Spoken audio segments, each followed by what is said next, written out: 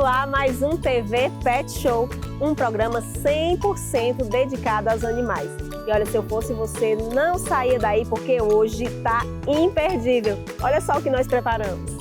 Vamos falar sobre a reabilitação dos animais no Instituto Pro Silvestre. A doutora Jéssica Castelo Branco fala dos procedimentos de primeiros socorros para os nossos pets. E a doutora Vanessa Aires tira nossas dúvidas sobre a panleucopenia felina. E ainda tem Meu Pet é Lindo. Não sai daí, daqui a pouquinho. Apoio Cultural, Optivet, oftalmologia veterinária e diagnóstico avançado. Na Optivet, o cuidado e a excelência andam juntos. Exclusiva ambulância para transporte de animais totalmente equipada.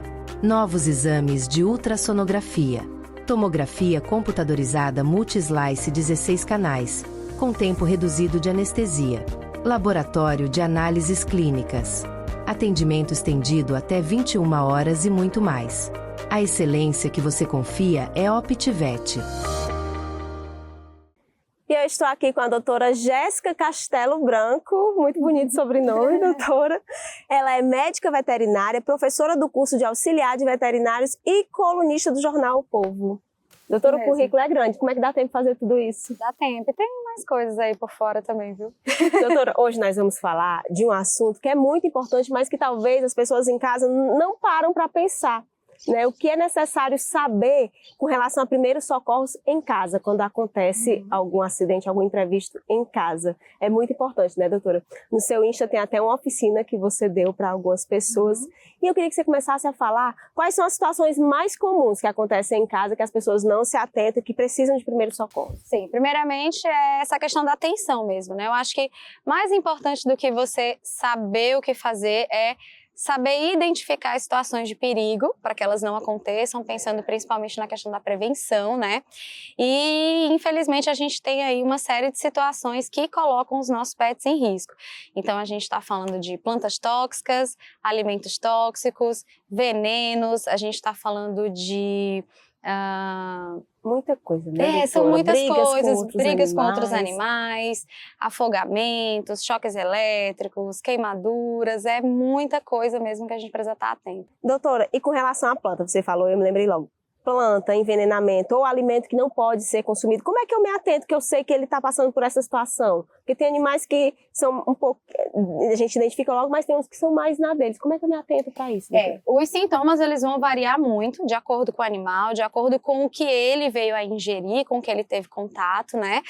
Mas aqueles primeiros sintomas, eles surgem ali talvez a nível de trato gastrointestinal. Então, você vai ver, de repente, um vômito, uma diarreia. Em sinais mais avançados de intoxicação, a gente vai ter algumas alterações que já vão aí para as questões neurológicas, como tremores, salivação excessiva. Então, esses podem ser alguns dos primeiros sinais de que o animal está intoxicado com alguma coisa. Doutora, e é o primeiro sinal levar para o médico veterinário, não tem muito o que fazer, não tem né? muito o que fazer em casa. Existem algumas substâncias, como, por exemplo, os venenos, que a gente pode, a caminho do veterinário, tentar lançar mão de algumas estratégias que, vamos dizer assim, elas atrasem a absorção do veneno. Por exemplo, hoje nós temos o carvão ativado. Ah, já ouvi falar. Exatamente. O tutor ele pode encontrar nas casas de produtos de pet shop, né, esse carvão, e ele de maneira nenhuma vai resolver o problema do animal que está envenenado. Entendi. Mas ele tem uma ação de ajudar o veneno a não ser absorvido. Né? Então, ele meio que, vamos dizer, ele se liga àquelas moléculas tóxicas e não permite que o intestino, por exemplo, absorva. Então, ter um carvão ativado em casa pode salvar diante de algumas suspeitas de envenenamento. Né? Você acha que o animal, por exemplo, teve contato com venenos de rato? O carvão ativado, ele pode... Que tem nas lojas do pet shop. O carvão ativado você encontra nas lojas que vendem produtos, né, de pet shop no geral. Então, ele pode ser um aliado. E animais peçonhentos, diante de um ataque? Tem alguma coisa que eu possa fazer? Ou é a mesma coisa, levar logo pro médico? Hoje, né, os maiores acidentes que a gente vê são as picadas por escorpião, aquele escorpiãozinho amarelinho, Sim. que é o que a gente mais vê, né, nas residências. Picada de abelha também, que logo imediatamente que o animal é picado, você começa a observar aquele inchaço da região do focinho, da região dos olhos. Então, o que o tutor ele pode fazer Primeiro, né? Uma coisa que eu sempre falo, o tutor ele precisa ter uma clínica veterinária de confiança. Sim. Para que no momento de uma emergência ele possa se dirigir para lá, de preferência que ela seja 24 horas. Precisa manter a calma, porque se desesperar não vai ajudar em nada. E o que se pode fazer diante, por exemplo, de uma situação em que o animal foi picado por um animal peçonhento, é tentar dar um conforto para o animal até a chegada na clínica. Então, em casa não tem muito o que fazer. Você pode... Identificou que o animal foi picado, por exemplo, por um escorpião. Você pode colocar um gelo ali no local para fazer uma analgesia, enquanto chega na clínica veterinária. E aí lá o animal vai ser atendido com a devida estrutura. Nada de apertar o local, não, é importante falar, né, doutora? Existem essas lendas de que você pode fazer um furinho e sugar o veneno, ou então amarrar o local, por exemplo, uma patinha, para que o sangue não circule e o veneno não caia na corrente. Nada disso. Na verdade, você pode piorar o quadro, né? Porque você pode causar uma isquemia, que a gente chama ali no membro, e causar até uma necrose no membro do animal. Então, não pode garrotear nem furar, tem que ir para o veterinário. Engasgo, doutora. Que isso, além de ser prejudicial, a gente fica muito nervosa. O que a gente faz na hora? O momento do engasgo é desesperador, né? Você fica nervoso ali com o que fazer. Mas primeiro, de novo, manter a calma. Abra a boca do animal, observa se tem algum objeto alojado ali que esteja, de alguma forma, atrapalhando a respiração, né? Se possível, puxa esse objeto.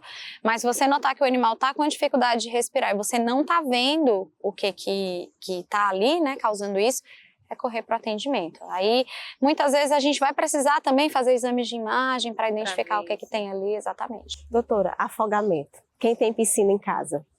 Também. É melhor prevenir do Com que certeza. tem que Então, salvar, né? A utilização das telas, né? Deixar o animal sempre afastado dessas regiões, né? E se ele tiver acesso, que essas piscinas sejam teladas. É importante que essas piscinas tenham escadas de saída, escadas ou degraus, porque uma vez que o animal cai, ele consegue, né, nadar até a saída. E muitas vezes, se você presenciar o momento que o animal cai, não esperar o animal nadar. A gente tem, né, às vezes a noção de que todo animal sabe fazer o nado cachorrinho, quando na verdade não é isso. Então, muitos deles podem não saber nadar, então não espere o cão nadar. Doutora, muito obrigada. Olha, foi um papo muito esclarecedor. Acho que muita gente em casa não sabia muita coisa, assim como eu também não sabia. Se tiver mais dúvidas, você já firma o compromisso aqui com a gente de voltar e responder aos telespectadores. Mas antes disso, doutora, fale suas redes sociais para quem está em casa. Eu estou lá no Instagram, meu Instagram é @VetJessCastelo. Às vezes eu posto lá algumas coisas do cotidiano, algumas oficinas, algumas aulas, então sempre tem uma informaçãozinha nova lá. Muito bom, doutora. Mais uma vez, muito obrigada. Eu que agradeço.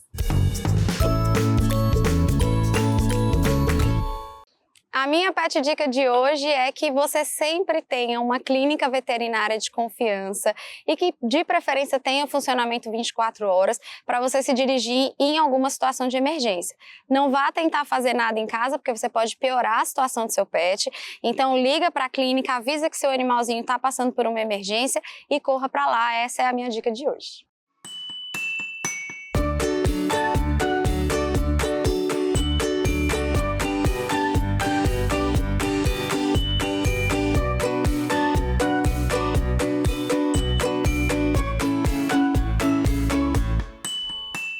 Gente, eu estou aqui com o Dr. Bruno Pessoa, médico veterinário, doutorando em animais silvestres e vice-presidente do Instituto Pro Silvestre. Tudo bem, doutor? Olá, Catuxa, tudo em paz.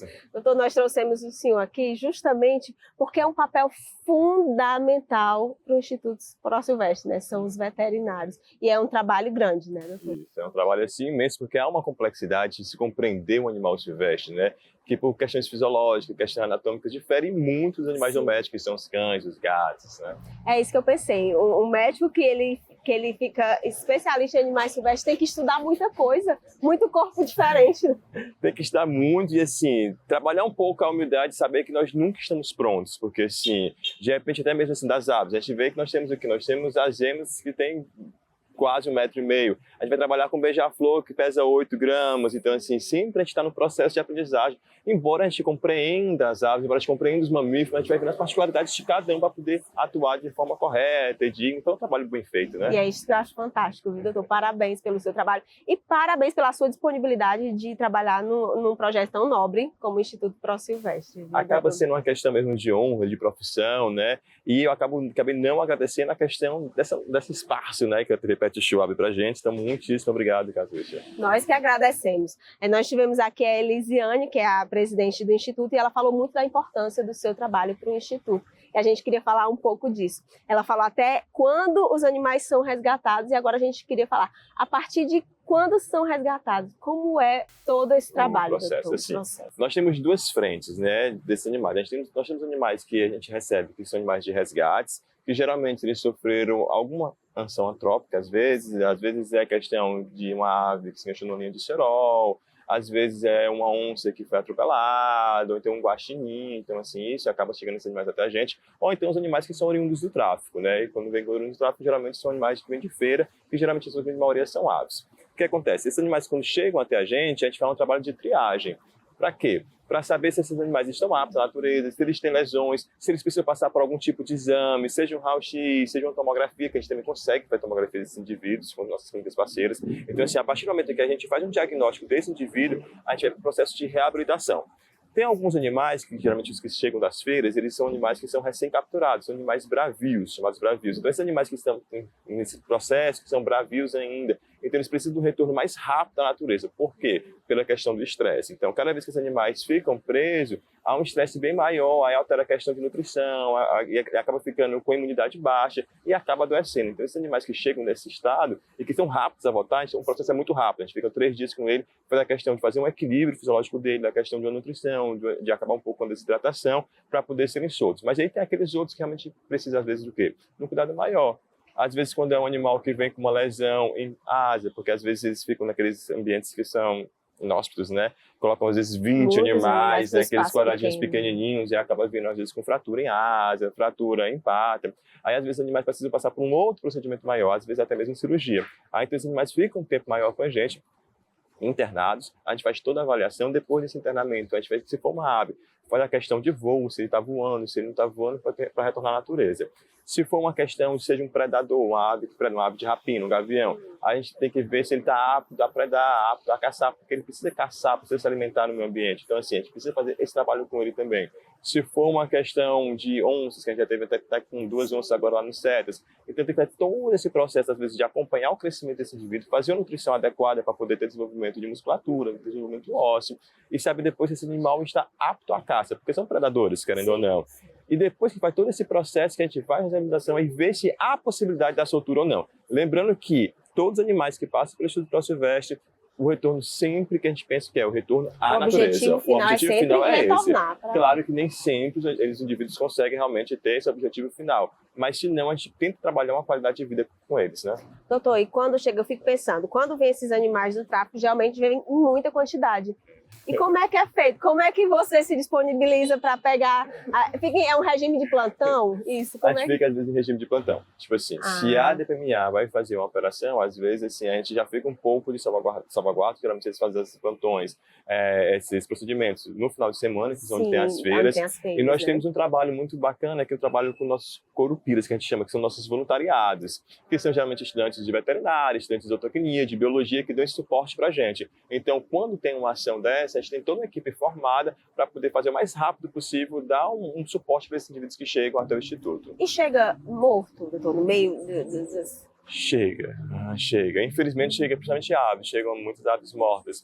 Mas assim, o que a gente tem trabalhado hoje em dia? Porque assim, com esse trabalho em conjunto, com o DPMA, também um trabalho junto com bombeiros, o que a gente pede para eles? De ser o mais rápido possível no transporte desses indivíduos. Porque a questão da agilidade pode ser a questão de salvar a vida desses indivíduos, entendeu? Então assim, hoje em dia a gente diminuiu muito a questão da mortalidade. Por quê? Porque a gente sabe que os outros órgãos parceiros da gente, como o CETAS, como os locais que podem receber esses indivíduos, acabam sendo, quando é final de semana, feriado, aquela questão de ser um órgão que não funciona, a questão, né? Então, assim, apareceu o Instituto Pro-Silvestre e a gente consegue receber esses animais. O que acontecia anteriormente? Às vezes os animais eram apreendidos no sábado e entregues só na segunda, então aumentava ainda mais o índice de mortalidade. E hoje em dia, não, seria recebido no sábado a gente está de prontidão, já pronto para atender esses indivíduos. E aí, o que acontece quando tem que ficar um tempo sob seus cuidados? Aí, onde é que fica, doutor? Assim, nós temos não tem um abrigo, né? Tem que contar com o voluntariado. Nós temos, assim, várias questões. Porque, assim, nós temos alguns recintos, realmente, que são cadastrados junto com o IBAMA, que é em Aquiraz. Esses recintos, a gente tem lá grupos de psitacídeos, como papagaios e periquitos, que é para poder fazer a questão da socialização com outros indivíduos, assim como também a questão de reabilitação do voo, formamos o grupo e depois, em áreas cadastradas do IBAMA, nós fazemos a soltura conjuntamente com o IBAMA ou SEMASSE. Mas nós temos esses animais que precisam de um cuidado maior. Aí aqui fica o nosso agradecimento das clínicas, a Clínica Bicho do Mato, que realmente fica lá, internado, que juntamente com o Marcelo Jucá, que também é veterinário e também faz parte do Instituto ProSilvestre. Nós também temos a Clínica Geração Silvestre, que também dá um suporte para a gente, assim também como o Centro de Olhos, que está sempre aberto com a doutora Misa. Fica o nosso muito obrigado, que a gente faz lá as tomografias, raio-x, exame de sangue. Então, assim, a gente tem esses parceiros com o Instituto ProSilvestre para poder realmente atender esses animais. Doutor, e a gente sabe, claro, que o objetivo final é voltar para o habitat. E quando não dá de jeito nenhum, aí o que é que acontece? Qual é o futuro desses animais? É o futuro, né? A gente fica um pouco triste porque realmente o nosso objetivo principal é a questão da soltura. Mas quando ele não está apto à natureza, aí nós temos alguns caminhos que a própria legalidade pode acontecer junto com os órgãos competentes, que é destinar para algumas instituições. Pode ser para pesquisa, assim como nós temos hoje em dia a parceria com a Universidade Estadual do Ceará, junto com o professor Vicente, que está fazendo a questão da reprodução e clonagem junto com os veados catingueiros, que é uma espécie ameaçada de extinção. Então, quando é um veado catingueiro, já tem esse projeto de ir para lá. Quando, de repente, é uma ave, a gente pode ver uma questão de um zoológico, quando esse animal não está apto a ser solto, ou então para criadouros.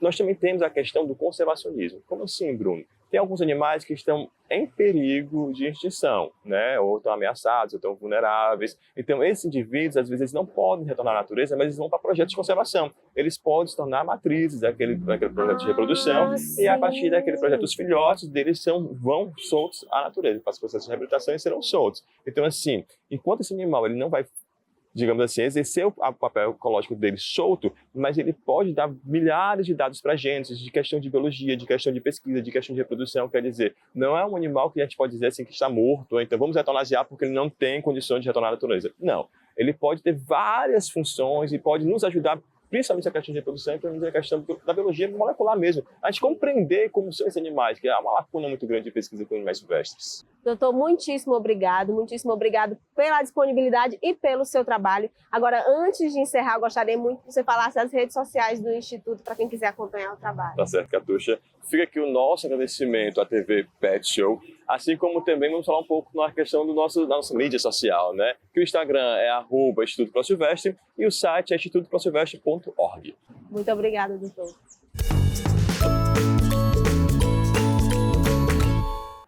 A minha pet dica de hoje é: vamos aprender a conviver com os animais silvestres que estão adaptados às cidades? A coruja não traz má sorte. As serpentes não vão mamar nas mulheres que estão lactantes. Vamos aprender a respeitar esses animais.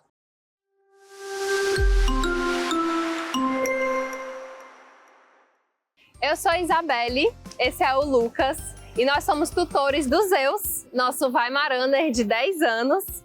E a gente está aqui para dar o nosso depoimento sobre a nossa experiência com a clínica OptiVet e com toda a equipe da doutora Mirza. Nós queríamos agradecer por todo o carinho, todo o cuidado que vocês tiveram durante o atendimento com o nosso filho. E ele teve uma questão de úlcera indolente e a gente não hesitou em levar para a doutora Mirza, porque a gente sabia que ela era a profissional para esse procedimento. Então, ela utilizou uma técnica que é o uso da pele da tilápia para fazer o tratamento dele. E a gente está, assim, muito maravilhado porque a cicatrização, além de tranquila, foi muito rápida e a úlcera era séria. Então, assim, muito grata à doutora Mirza pelo carinho, pela atenção. Muito obrigada à equipe da doutora Mirza por toda essa atenção que vocês tiveram e a gente sempre vai confiar em vocês. Muito obrigada, equipe OptiVet.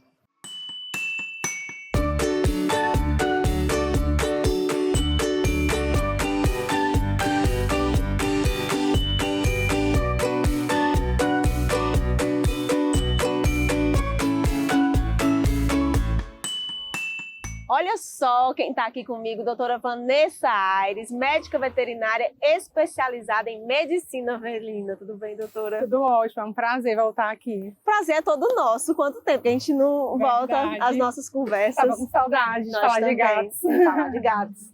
Doutora, a gente veio hoje falar de um assunto que está preocupando demais os tutores, a panleucopenia felina. O que é isso, doutora? Que eu nunca ouvi falar e agora todo mundo está falando. Infelizmente, no momento a gente está tendo um surto da doença aqui na cidade de Fortaleza, né? A panleucopenia felina é uma doença altamente contagiosa entre os felinos em geral.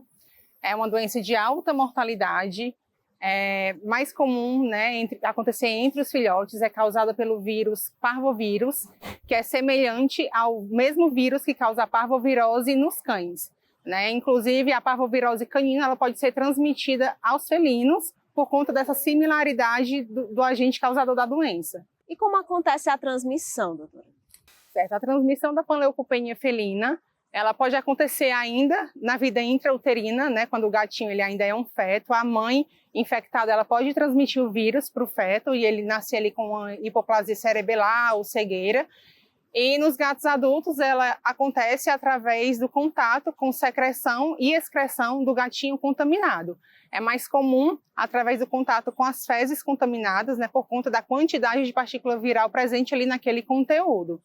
Então, quando o gato ele tem contato com o vírus ele adentra no organismo do gato através da orofaringe, ele ganha a circulação sanguínea e tem predileção por células em alta divisão celular, com alto potencial de divisão celular, como tecido linfóide, medula óssea e a vilosidade do trato intestinal. No caso do feto, o vírus tem predileção pelo sistema nervoso central, né, e ali pela retina. E doutora, a mortalidade ela é igual para os adultos e para os filhotes ou o perigo maior está nos filhotes? A gente tem que ter aquele cuidado maior com os filhotes. A doença ela é mais grave nos filhotes, né? Estudos epidemiológicos existem, né, e trazem essa informação de que a doença é mais comum em gatinhos de 2 a 4 meses, o que não quer dizer que o gato adulto ele não seja infectado. A doença pode comprometer tanto filhotes quanto adultos. A diferença é que os adultos eles não vão ter sinais tão graves quanto os filhotes, e existe a chance de esse animal ele não ir a óbito, como acontece na maioria das vezes no caso de gatinhos filhotes. E como é que eu percebo que ele está com essa doença, doutora? Quais são as características principais? A panleucopenia, ela é uma infecção, né, caracterizada de duas formas, que é a infecção na forma aguda, que é quando o gatinho ele vai manifestar sintomas como apatia, febre, vômito e principalmente diarreia. E a infecção hiperaguda, que é quando esses sintomas eles ficam mais exacerbados e o gatinho ele pode ir a óbito em até 12 horas após a infecção. Né? Aí existem algumas complicações depois que o gatinho ele é infectado, como, por exemplo, infecção generalizada por conta das bactérias do trato digestivo que acabam migrando para outros tecidos, levando o animalzinho a óbito por sepse. A gente vai perceber também, né, nós veterinários, percebemos também uma alteração no hemograma desse gato, como uma redução das células de defesa, o que favorece ainda mais essa infecção generalizada, né? E o gatinho ele vai ter essa diarreia intensa, severa, por conta da atrofia das vilosidades do trato digestivo. Quando a gatinha, né, no caso das fêmeas, elas estão prenhes, pode acontecer ainda morte fetal, aborto, e os filhotes eles podem nascer com hipoplasia cerebelar, né, que é o comprometimento ali do cerebelo. Esse gatinho ele vai ter ataxia, movimentos incoordenados, e pode também nascer com cegueira, porque o vírus ele pode comprometer a retina do feto. Meu Deus. Doutora, várias pessoas estão falando, sou gateira, você sabe, e está todo mundo muito preocupado. O que é que a gente pode fazer diante desse surto para prevenir que essa doença não chegue na nossa casa? Pronto, essa pergunta ela é muito importante, né, e pertinente para o tema, porque o principal fator de prevenção é a vacinação, né? Só que a gente esquece, assim, falando como tutora de gato, sim, a gente esquece que não é apenas vacinar, né? E se tratando de uma doença onde o agente causador, né, que é o vírus, o parvovírus, é um agente altamente diferenciado, né, muito resistente, a gente tem que ter cuidado até na clínica em que a gente vai levar esse animal. Então, assim, se tratando de filhotes, a vacina, ela é a prevenção, mas o mais importante é que essa vacina ela seja feita em casa, tá? Porque existe a chance de esse gato, esse filhote, ele adquirir a doença na clínica, né? Porque ele ainda não está com a imunidade dele totalmente formada, ainda está com a influência ali dos anticorpos da mãe. Então, ele pode adquirir a doença na clínica, a depender de como aquele consultório, por exemplo, ele é higienizado, né? Porque para que a gente possa interferir ali na ação do vírus, né, da panleucopenia felina, é preciso até que a gente utilize ali o desinfetante próprio para combater o vírus. Doutora, agora acho que é importante falar, posso até estar errada, porque às vezes acontece do tutor dar as primeiras vacinas e um ano depois esquece de dar o reforço. E é importante sempre fazer esse reforço, não é isso, doutora? Sim, o reforço das vacinas, né, tanto da antirrábica quanto da vacina antiviral, que é a que protege contra as doenças virais, inclusive contra a panleucopenia, o reforço ele deve ser anual. Doutora, muito obrigada por esclarecer. Se houver mais dúvidas, porque eu tenho certeza que quem está em casa está muito preocupado, quer saber como fazer, você já se compromete de voltar. Com certeza. E nos esclarecer dessa vez, volta mais rápido, né, doutora? Com certeza. Antes de encerrar a nossa entrevista, por favor, fale suas redes sociais para quem quiser acompanhar seu trabalho. O meu Instagram é @aveterinariadegatos. Obrigada, doutora. Nada, eu que agradeço.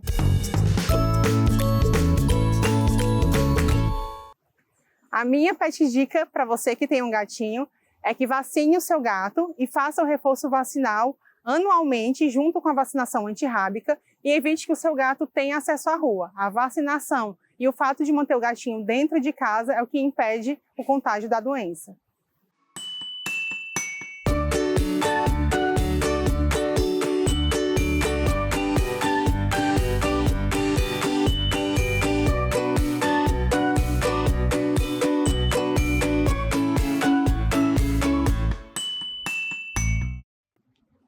E aí, gente, eu avisei que o programa de hoje estava imperdível, mas é uma pena que está acabando. Só que espera aí, porque ainda dá tempo de deixar aquele recadinho básico.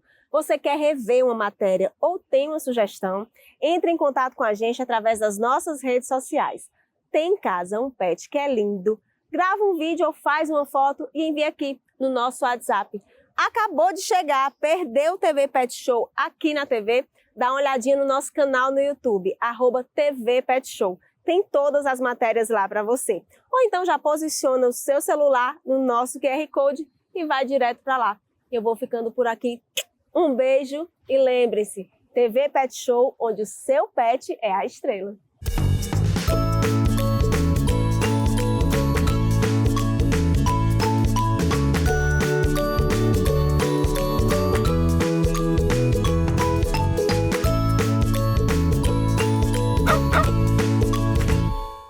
Apoio Cultural, OptiVet, oftalmologia veterinária e diagnóstico avançado. Na OptiVet o cuidado e a excelência andam juntos. Exclusiva ambulância para transporte de animais totalmente equipada. Novos exames de ultrassonografia. Tomografia computadorizada multi-slice 16 canais, com tempo reduzido de anestesia. Laboratório de análises clínicas. Atendimento estendido até 21 horas e muito mais. A excelência que você confia é OptiVet.